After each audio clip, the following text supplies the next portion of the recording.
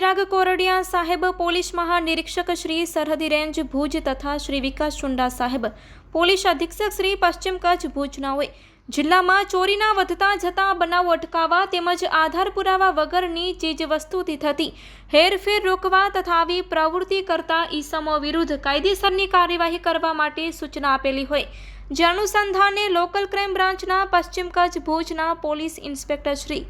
SN Chudasama સાહેબ તથા police sub inspector Shri HR Jethi સાહેબ તથા police sub inspector Shri YK Parmar સાહેબનાઓએ લોકલ ક્રાઇમ બ્રાન્ચના સ્ટાફને જિલ્લામાં ગેરકાયદેસર પ્રવૃત્તિ કરતા ઈસમો વિરુદ્ધ કાયદેસરની કાર્યવાહી કરવા માટે સૂચના આપેલી હોય,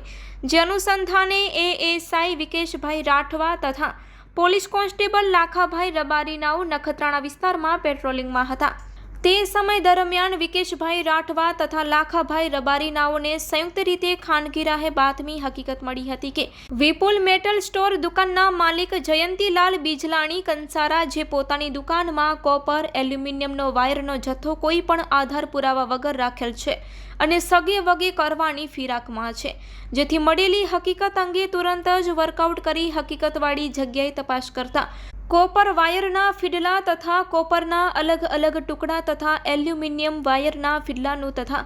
પિત્તળ બ્રાસના વાલ્વ તથા એલ્યુમિનિયમ હેન્ડલો જોવામાં આવેલ છે, જે બાબતે મજકૂર ઇસમ પાસે કોઈ બિલ કે આધાર પુરાવા માંગતા મજકૂરે કોઈ આધાર પુરાવા રજૂ કરી શક્યો ન હતો, જેથી મજકૂર ઇસમના કબજામાંથી મળી આવેલો તમામ મુદ્દામાલ શક પડતી મિલકત તરીકે